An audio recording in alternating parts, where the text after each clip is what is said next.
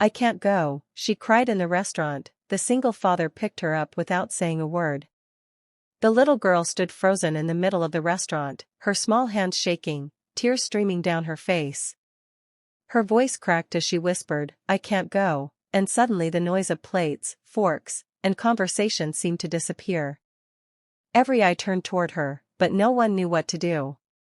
Then, without saying a single word, a tired-looking single father stood up from his table, walked over, and gently picked her up. In that quiet moment, something powerful happened, something that would change more than one life forever. Before we continue, if stories like this touch your heart, take a moment to subscribe, like, and share your thoughts in the comments. This is Heartfelt Moments, where we share real stories that remind us how kindness can change everything. The restaurant was busy that evening, the kind of place families stopped by after a long day. The smell of grilled food filled the air, and soft music played in the background. At one table sat Mark, a single father in his late 30s, with his 6-year-old son, Ethan. Mark looked exhausted. His jacket was worn, his eyes heavy. Life hadn't been easy since his wife passed away 3 years earlier, leaving him to raise Ethan on his own. They didn't eat out often. Money was tight, and Mark preferred simple meals at home. But that night, Ethan had begged for a restaurant dinner, and Mark gave in, wanting to see his son smile. A few tables away sat a young woman named Lily with her 4-year-old daughter, Ava. Lily looked nervous, constantly checking her phone, her hands fidgeting. Ava sat quietly at first, swinging her legs under the chair, clutching a small stuffed rabbit. When it was time to leave, Lily stood up and gently took Ava's hand. That's when it happened. Ava stopped walking. I can't go, she said softly. Lily bent down, whispering to her, but Ava's breathing grew fast and uneven. Tears welled up in her eyes. I can't go, she cried louder now, her small body trembling. People began to stare. A couple at the next table sighed impatiently. Someone whispered, kids these days. Lily's face turned red with embarrassment. She tried to lift Ava, but the child clung to the chair, crying harder.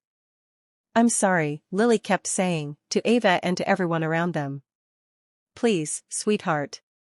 We have to go. But Ava was stuck, not in stubbornness, but in fear. Mark watched quietly from his table. He recognized that cry. He had heard it before from Ethan during the hardest days after his wife died. That sound wasn't about misbehavior. It was panic. It was a child overwhelmed by feelings too big for their little heart. Mark stood up. Ethan looked at him. Dad? Stay here, buddy, Mark said gently. He walked over slowly, careful not to startle anyone. Lily looked up, her eyes wide, clearly worried about what this stranger might say. But Mark didn't say anything. He knelt down in front of Ava, meeting her eye level. He opened his arms, not forcing, just offering. Ava looked at him through tears. For a moment, time seemed to pause. Then Ava leaned forward. Mark lifted her up carefully, holding her like she weighed nothing at all.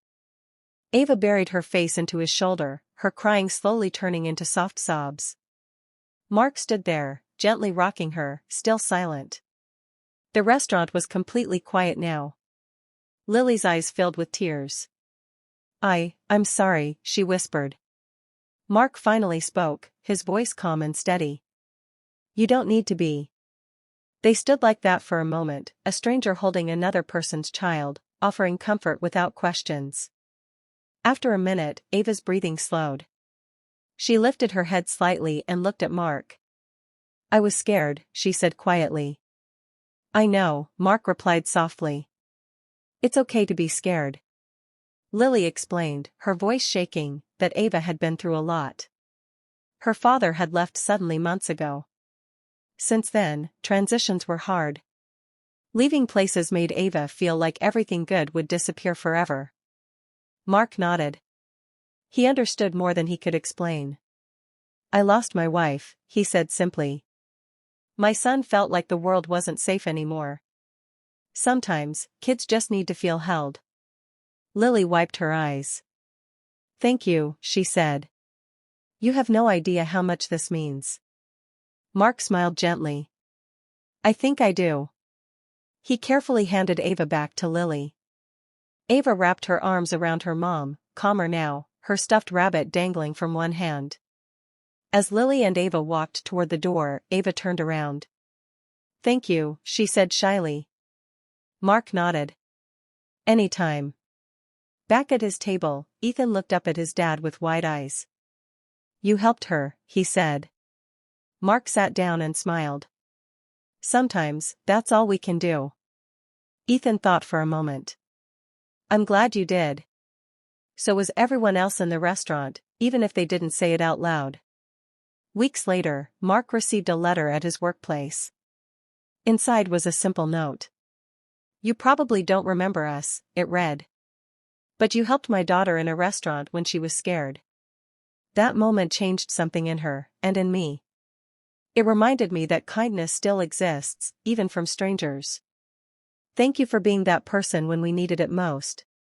Mark folded the letter and tucked it into his wallet.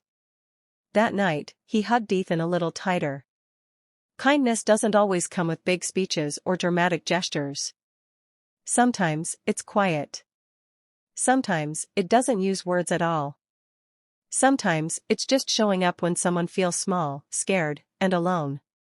And in a world that often feels rushed and cold, those small moments of kindness can leave the biggest impact. So the next time you see someone struggling, whether it's a crying child, an overwhelmed parent, or a stranger having a hard day, remember this story. You never know how far one gentle act can reach. Because kindness, even when silent, speaks louder than anything else.